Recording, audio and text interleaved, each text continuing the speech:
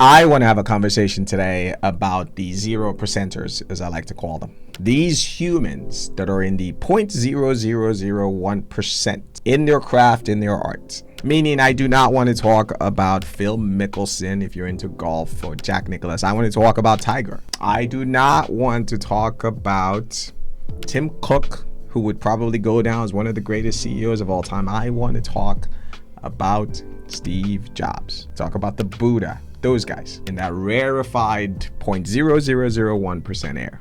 What makes them this way is what really interests me. Let me start by telling you about Tiger. Let me share some of his accolades with you. So from 1997 to about 2009, call that about 12 years or so. In that time period, right?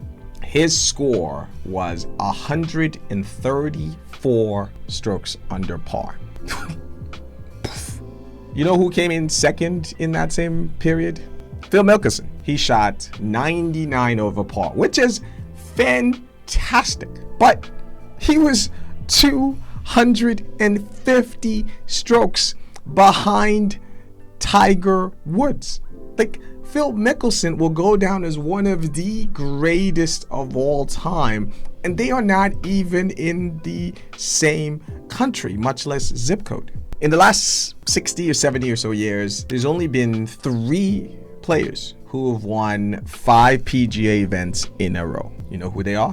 Tiger Woods, Tiger Woods, and Tiger Woods. I can keep going on. The purpose of this conversation I want to have with you is, what is the difference between, I am not trying to compare these guys to the mere mortals like you and me. No. I am trying to compare those guys, the 0%ers, with the all-time greats. There's that big of a gulf.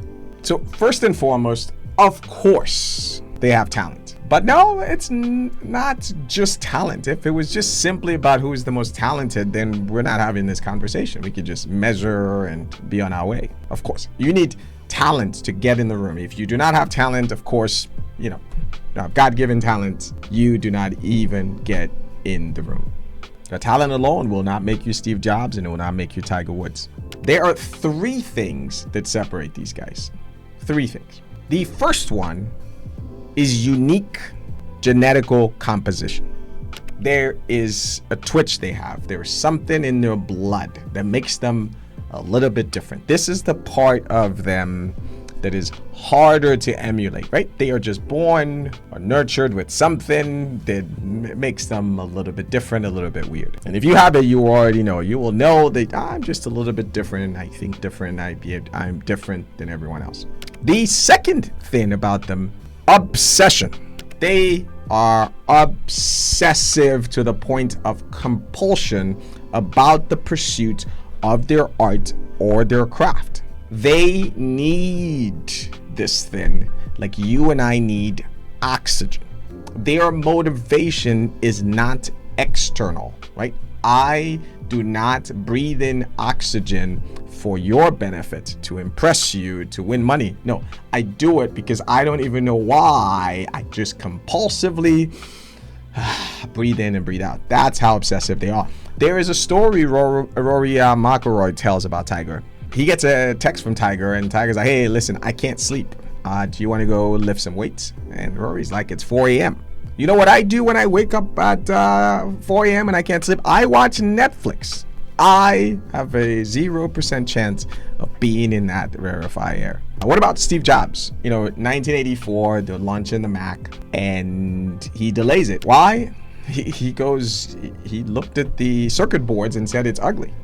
And his team's like, what the hell are you talking about? No one is going to see this thing. We have explicitly said the people are not allowed to open this thing. And he goes, but we see it and we know it.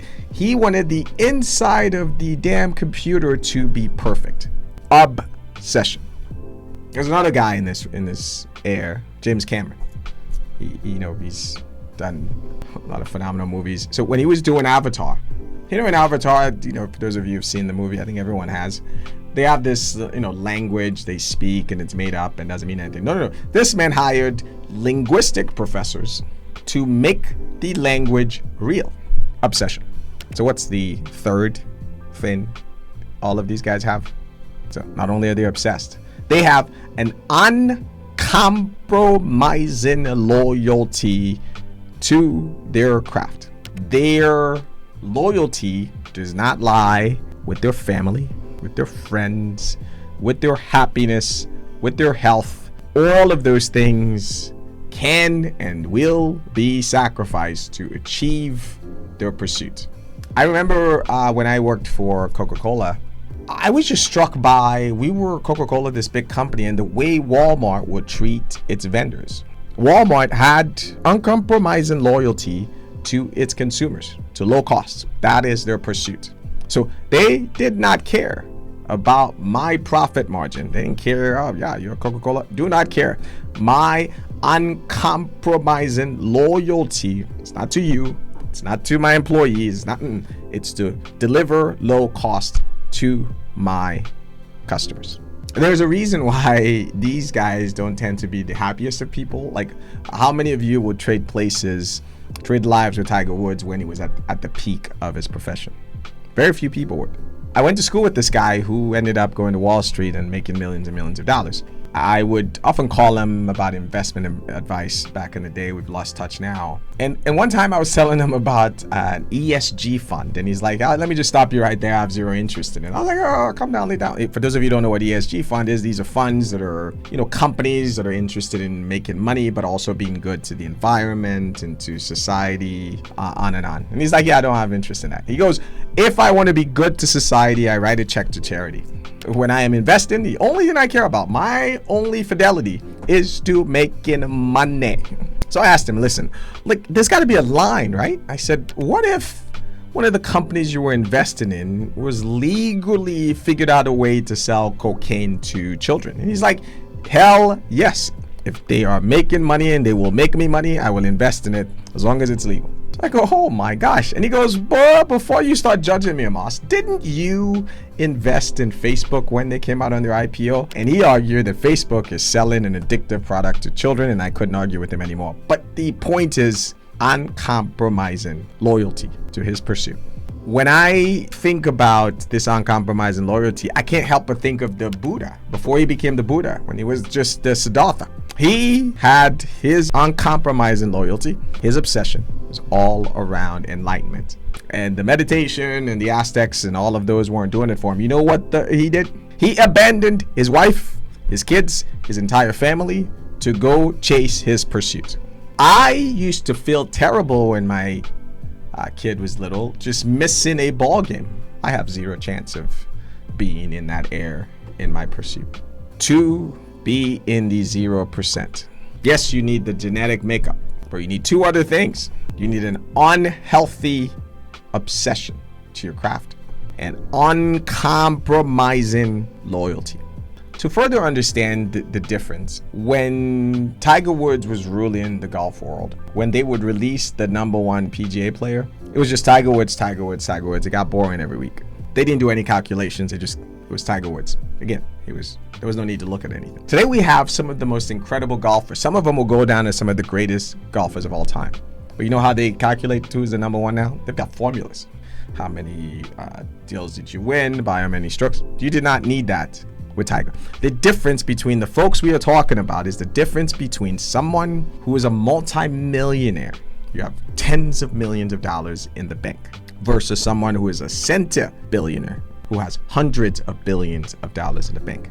They are both incredibly rich by any standard. But there's another rarefied air that separates both of them. That's it for today. As always, thoughts and criticisms are always welcome. Please take care of yourself, and if you can, each other. We'll talk again next time. You've been listening to an Amos Talks production.